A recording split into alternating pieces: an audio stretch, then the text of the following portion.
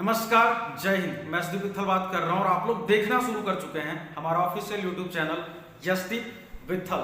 दोस्तों, आज हम लोग बात करेंगे एक बहुत ही महत्वपूर्ण टॉपिक के ऊपर। आज हम लोग बात करेंगे डायरेक्ट सेलिंग के गाइडलाइन के बारे में। जी हां, आप लोगों ने बिल्कुल सही सुना। हम लोग इस वीडियो के माध्यम से बात करेंगे डायरेक्ट सेलिंग के गाइडलाइन के बारे में। तो अगर आप भी डायरेक्ट सेलिंग के गाइडलाइन के बारे में जानना चाहते हैं तो बने रहिए हमारे साथ इस वीडियो के एंड तक और हम लोग जानेंगे डायरेक्ट सेलिंग के गाइडलाइन के बारे में पूरे विस्तार से। तो दोस्तों, डायरेक्ट सेलिंग के गाइडलाइन के बारे में चर्चा करने से पहले मैं आप लोगों को बताना चाहूंगा कि 2016 से पहले भारत के अंदर डायरेक्ट सेलिंग का कोई भी गाइडलाइन नहीं था, जिसके कारण लोगों को समझ में नहीं आ रहा था कि क्या सही है और क्या गलत है। उस समय मार्केट में जितनी भी कंपनियां चल रही थी उसमें कुछ मनी रोटेशन कंपनियां थी, कुछ मनी सर्कुलेशन कंपनियां थी जो डायरेक्ट सेलिंग के नाम पर लोगों से पैसे लगवाती थी और लोगों को ठग के, लोगों को बर्बाद करके भाग जाती थी। और साथ ही साथ उस समय कुछ ऐसी कंपनियां थी जो लीगल तरीके से, प्रोडक्ट बेस्ड कंपनियां थी जो मार्केट में लीगल तरीके से काम कर रही थी, लेकिन लोगों को समझ में नहीं आ रहा था कि कौन सी कंपनी सही है और कौन सी कंपनी गलत है। यहां तक कि सभी लोग उस समय में सभी कंपनियों को एक ही नजरिए से देखते थे। उनको सही कंपनियां भी गलत लगती थी और गलत कंपनियां भी गलत लग रही थी। कारण यह था कि उस समय डायरेक्ट सेलिंग को सही और गलत नजर से देखने के लिए कोई भी नियम नहीं था, कोई भी कानून नहीं था, कोई भी पैरामीटर नहीं था और गाइडलाइन नहीं था, जिसके वजह से लोग सभी कंपनियों को एक ही नजर से देख रहे थे और लोगों को लगता था कि डायरेक्ट सेलिंग इंडस्ट्री खराब है, नेटवर्क मार्केटिंग खराब है और जितनी भी कंपनियां आज के डेट में मार्केट के अंदर काम कर रही सबकी सब कंपनियां खराब है। लेकिन दोस्तों, वक्त बदलता गया, वक्त तेजी से बदलता गया और बहुत सारे लीडर्स ने धरना किए, प्रदर्शन किए और लगातार भारत सरकार से गाइडलाइन के लिए मांग किए।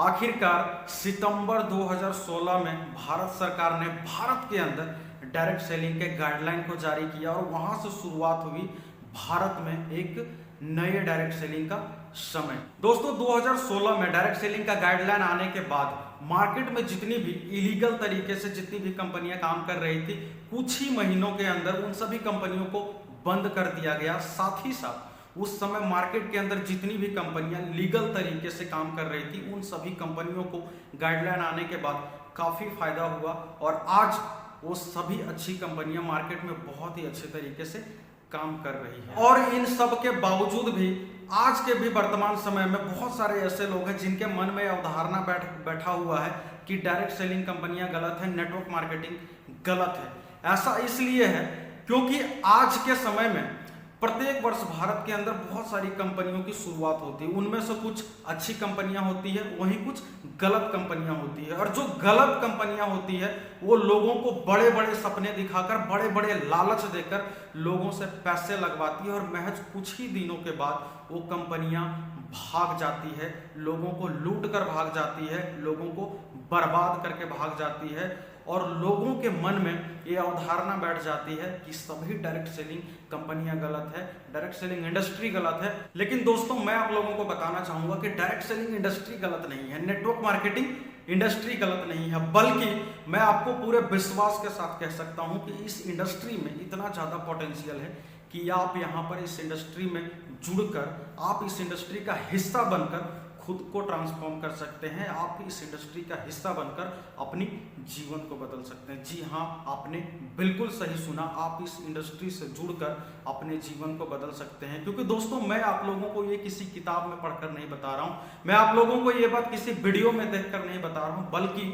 मैं अपने 10 वर्षों के अनुभव के आधार पर आप लोगों को ये बात बता रहा हूँ। मैं पिछले 10 वर्षों से डायरेक्ट सेलिंग इंडस्ट्री का हिस्सा रहा हूँ। मैं पिछले 10 वर्षों से नेटवर्क मार्केटिंग के साथ जुड़कर इस इंडस्ट्री के लिए काम कर रहा हूं। और दोस्तों, मैंने पिछले 10 वर्षों में बहुत ऐसे उदाहरण देखे हैं जिन्होंने जीरो से शुरुआत करके अपने जीवन को इस इंडस्ट्री में आकर उन लोगों ने खुद को पूरी तरीके से ट्रांसफॉर्म किया। दोस्तों, मैं आप लोगों को बताना चाहूंगा, आज से अगर 10 से 15 वर्ष पहले की बात करें तो जब हम लोग किसी को उदाहरण देते थे कि कोई व्यक्ति है जो नेटवर्क मार्केटिंग में, डायरेक्ट सेलिंग इंडस्ट्री में कामयाब हुआ है, तो हम लोग दूसरे देश के किसी लीडर का उदाहरण देते थे कि देखो वो लीडर था जिन्होंने इस इंडस्ट्री में काम करना शुरू किया था, आज वह सक्सेसफुल है। लेकिन दोस्तों, एक दशक में वक्त बहुत तेजी से बदला और खास करके जब से भारत में डायरेक्ट सेलिंग का गाइडलाइन आया तब से भारत में यह इंडस्ट्री बहुत तेजी से एक्सपेंड किया। और अब मैं पूरे विश्वास के साथ कह सकता हूं कि अब आप लोगों को विदेश के किसी व्यक्ति का उदाहरण देने की जरूरत नहीं पड़ती होगी। हमारे भारत देश के ही अंदर ऐसे ऐसे दिग्गज नेटवर्कर हैं, ऐसे ऐसे दिग्गज MLM लीडर हैं जो महीने के लाखों नहीं बल्कि करोड़ों रुपए यहाँ पर अर्निंग करते हैं दोस्तों। और उतना तो आप छोड़ दीजिए, आप दूसरे राज्य की तो छोड़ दीजिए, मुझे लगता है भारत का कोई भी ऐसा एक राज्य नहीं होगा जहां पर कुछ ऐसे नेटवर्कर नहीं होंगे जो इस इंडस्ट्री में आकर खुद को ट्रांसफॉर्म किए हैं, जो इस इंडस्ट्री का हिस्सा बनकर अपने जीवन को बदले हैं। और इसीलिए मैं आप लोगों को पूरे यकीन के साथ कह सकता हूं कि इस इंडस्ट्री में इतनी कैपेबिलिटी है, इस इंडस्ट्री में इतनी पोटेंशियल है, इतनी क्षमता है कि आप इस इंडस्ट्री का हिस्सा बनकर खुद के जीवन को तो बदल ही सकते हैं, साथ ही साथ आप बहुत सारे लोगों को अपने जीवन को बदलने में आप मदद भी कर सकते हैं। आइए और हम लोग जानते हैं एक एक करके उन सभी पॉइंट के बारे में कि आखिर वो क्या पैरामीटर है, क्या नियम है जिसके आधार पर हम सभी लोग ये जान सकते हैं कि कौन सी कंपनी सही है और कौन सी कंपनी गलत है। जो पहला पॉइंट है उसमें स्पष्ट तरीके से लिखा है कि कोई भी कंपनी आप लोगों को ये नहीं बोल सकती कि आप हमारी कंपनी के साथ जुड़ जाओ और जब आप अपने नीचे इतने लोगों को जोड़ देंगे तो आपको इतना पैसा मिलेगा। जी हाँ, आप लोगों ने बिल्कुल सही सुना कि कोई भी कंपनी आप लोगों को ये नहीं बोल सकता कि आप अपने नीचे जब इतने व्यक्ति को जोड़ देंगे तो आपको कंपनी इतना पैसा देगी, बल्कि जब भी आप किसी कंपनी के साथ जुड़ते हैं और आप अपने नीचे जो भी अपना टीम बनाते हैं तो उस पूरे टीम के जरिए जो बिजनेस क्रिएट होता है, जो टोटल टर्नओवर जनरेट होता है, उसी का कुछ प्रतिशत मुनाफा आपको कमीशन के रूप में कंपनी देती है। लेकिन अगर इसके अलावा अगर कंपनी आपको बोलती है कि अगर आप अपने नीचे इतने लोगों को जोड़ते हैं तो आपको इतना पैसा मिलेगा, तो समझ लीजिए कि वो पिरामिड स्कीम है, वो इलीगल है।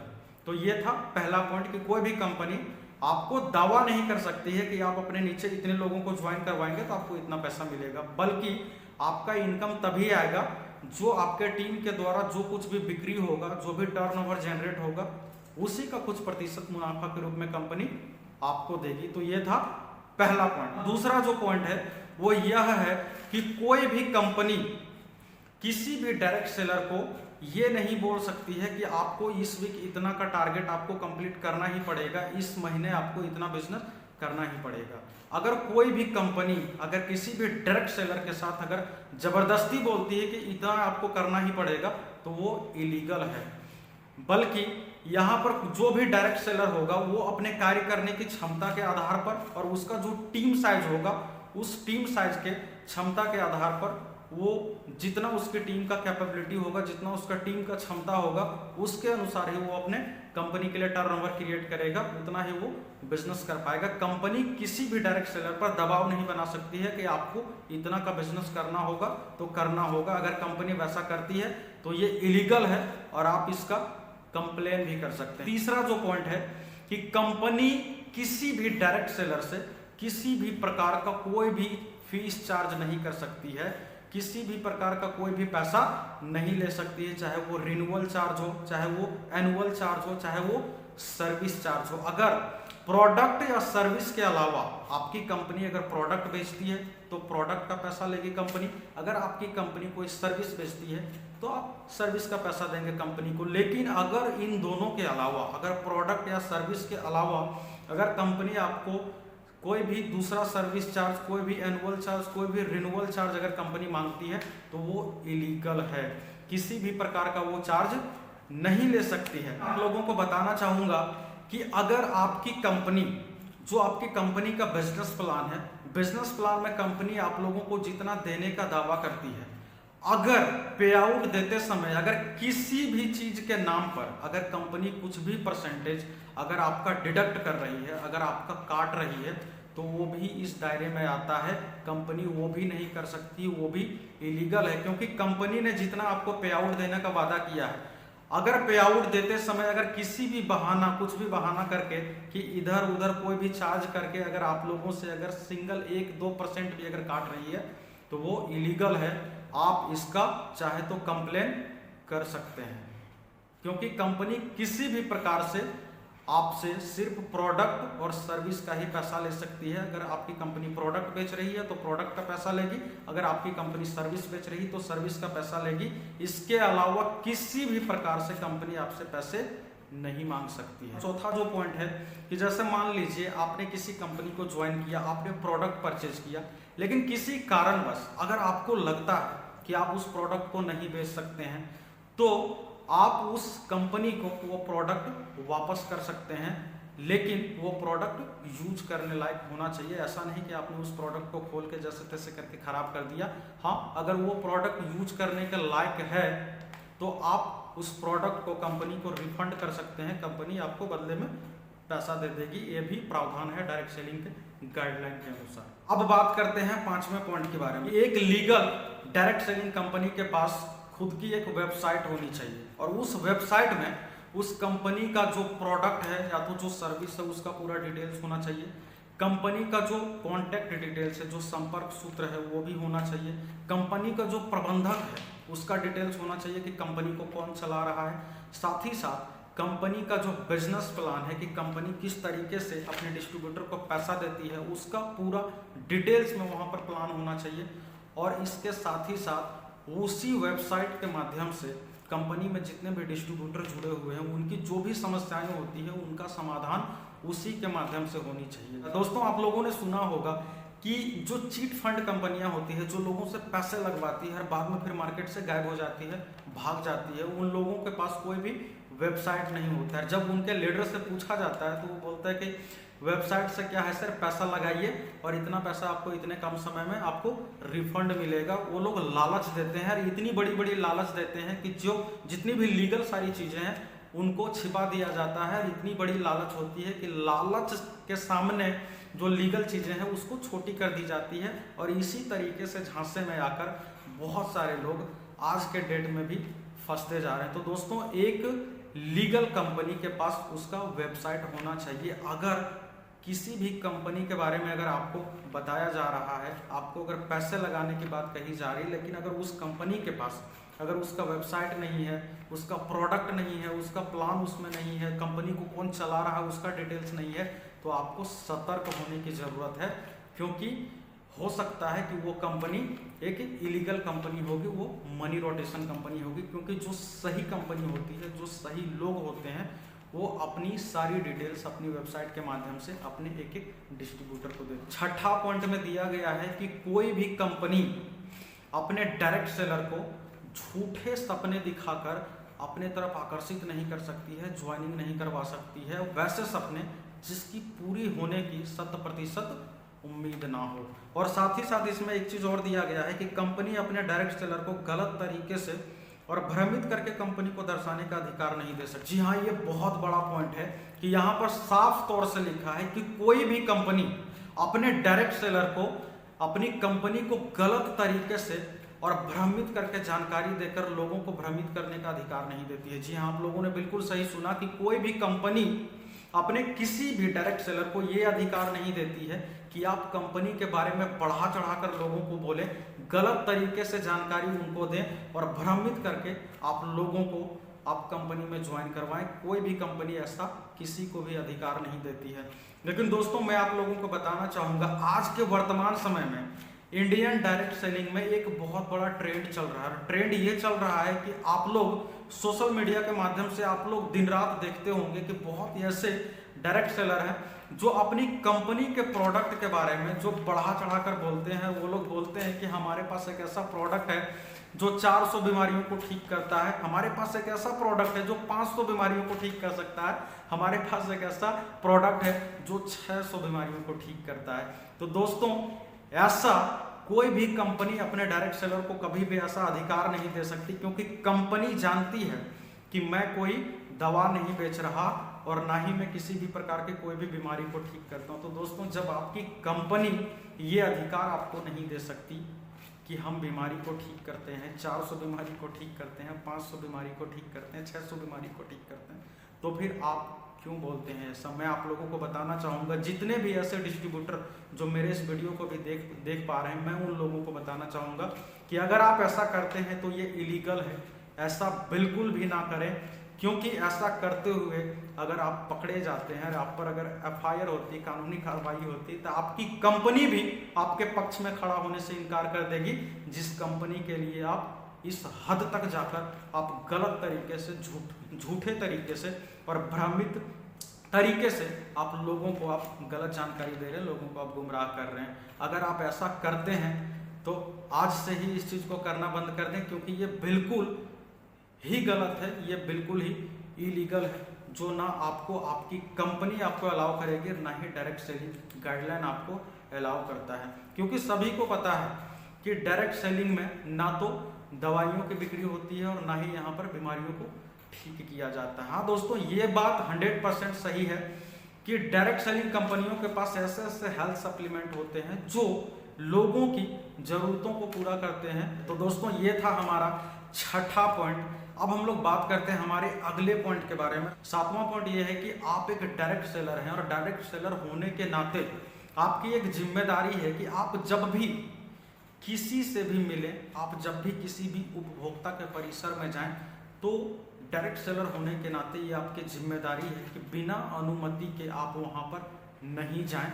आप सबसे पहले सामने वाले से अनुमति ले लें, उसके बाद ही आप वहाँ पर जाएं। और जब आप वहाँ पर जाएं तो बिना उपभोक्ता के अनुरोध किए ही आप उनको कंपनी के बारे में बताएं, आप उनको कंपनी के प्लान के बारे में बताएं, आप खुद के बारे में बताएं, आप उनको संपूर्ण स्पष्ट तरीके से और एकदम सत्यता के साथ आप उनको बताएं।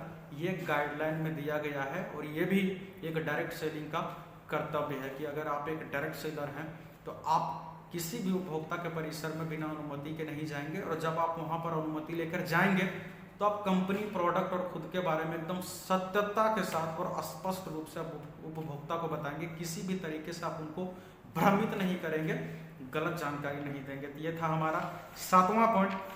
अब हम लोग बात करते हैं हमारे आठवें पॉइंट के बारे में कि कोई भी डायरेक्ट सेलर अगर ऑनलाइन प्रोडक्ट या सर्विस की बिक्री करता है तो उससे पहले कंपनी से लिखित में अनुमति लेना पड़ेगा। दोस्तों, आप बिना कंपनी के अनुमति के आप अपनी कंपनी के प्रोडक्ट या सर्विस को आप ऑनलाइन प्लेटफॉर्म के जरिए, ई-कॉमर्स प्लेटफॉर्म के जरिए नहीं बेच सकते हैं। जी हाँ, आपने बिल्कुल सही सुना।